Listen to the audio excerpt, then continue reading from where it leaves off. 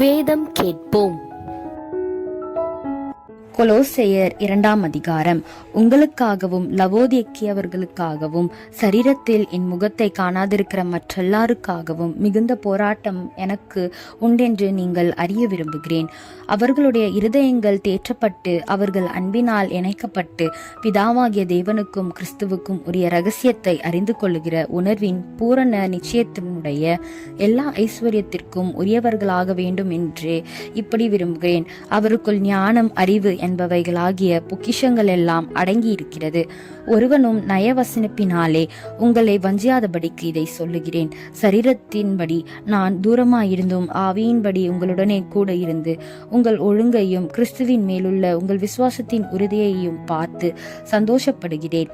ஆகையால் நீங்கள் கர்த்தராகிய கிறிஸ்து இயேசுவை ஏற்றுக்கொண்டபடியே அவருக்குள் வேர்கொண்டவர்களாகவும் அவர் மேல் கட்டப்பட்டவர்களாகவும் அவருக்குள் நடந்து கொண்டு நீங்கள் போதிக்கப்பட்டபடியே விசுவாசத்தில் உறுதிப்பட்டு ஸ்தோத்திரத்தோடே அதிலே பெருகுவீர்களாக.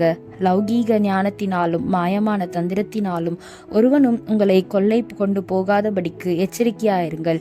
அது மனுஷர்களின் பாரம்பரிய நியாயத்தையும் உலக வழிபாடுகளையும் பற்றினதே இல்லாமல் கிறிஸ்துவை பற்றினதல்ல. ஏனென்றால் தேவத்துவத்தின் பரிபூரணம் எல்லாம் சரீர பிரகாரமாக அவருக்குள் வாசமாயிருக்கிறது. மேலும் சகல துரைத்தனங்களுக்கும் அதிகாரத்துக்கும் தலைவராய் இருக்கிற அவருக்குள் நீங்கள் பரிபூரணம் உள்ளவர்களாய் இருக்கிறீர்கள்.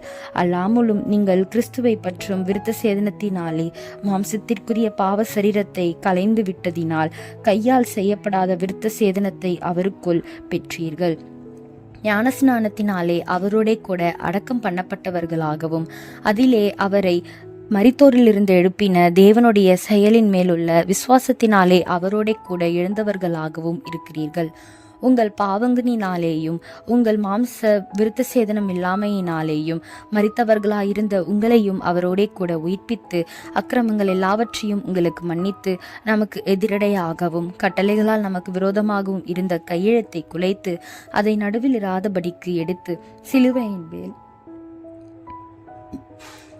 ஆணி அடித்து துரைத்தனங்களையும் அதிகாரங்களையும் உரிந்து கொண்டு வெளியரங்கமான கோலமாக்கி அவைகளின் மேல் சிலுவையிலே வெற்றி சிறந்தார். ஆகையால் போஜனத்தையும் பானத்தையும் குறித்தாவது பண்டிகை நாளையும் மாத பிறப்பையும் ஓய்வு நாட்களையும் குறித்தாவது ஒருவனும் உங்களை குற்றப்படுத்தாதிருப்பானாக. அவைகள் வருங்காரியங்களுக்கு நிழலாய் இருக்கிறது. அவைகளின் பொருள் கிறிஸ்துவை பற்றினது. கணுக்காலாலும் கட்டுகளாலும் உதவி பெற்று இணைக்கப்பட்டு தேவ வளர்ச்சியாய் வளர்ந்தேறுகிற சரீரம் முழுவதையும் ஆதரிக்கிற தலையை பற்றி கொள்ளாமல் மாயமான தாழ்மையிலும் தேவ தூதர்களுக்கு செய்யும் ஆராதனையிலும் விருப்பமுற்று காணாதவைகளிலே துணிவாய் நுழைந்து தன் மாம்ச சிந்தையினாலே வீணாய் இருமாப்பு கொண்டிருக்கிற எவனும் உங்கள் பந்தய பொருளை நீங்கள் இழந்து போகும்படி உங்களை வஞ்சியாதிருக்க பாருங்கள். நீங்கள் கிறிஸ்துவுடனே கூட உலகத்தின் வழிபாடுகளுக்கு மரித்ததுண்டாலால் இன்னும் உலக வழக்கத்தின்படி பிழைக்கிறவர்களைப் போல மனுஷருடைய கற்பனைகளின்படி போதனைகளின்படியும் நடந்து தொடாதே, ருசி பாராதே, தீண்டாதே என்கிற கட்டளைகளுக்கு உடன்படுகிறதென்ன? இவையெல்லாம் அனுபவிக்கிறதினால் அழிந்து போகுமே. இப்படிப்பட்ட போதனைகள் சுய இஷ்டமான ஆராதனையையும் மாயமான தாழ்மையையும் சரீர ஒடுக்கத்தையும் பற்றி ஞானம் என்கிற பெயர் கொண்டிருந்தாலும் இவைகள் மாம்சத்தை பேணுகிறதற்கே ஒழிய மற்றொன்றிற்கும் பிரயோஜனப்படாது.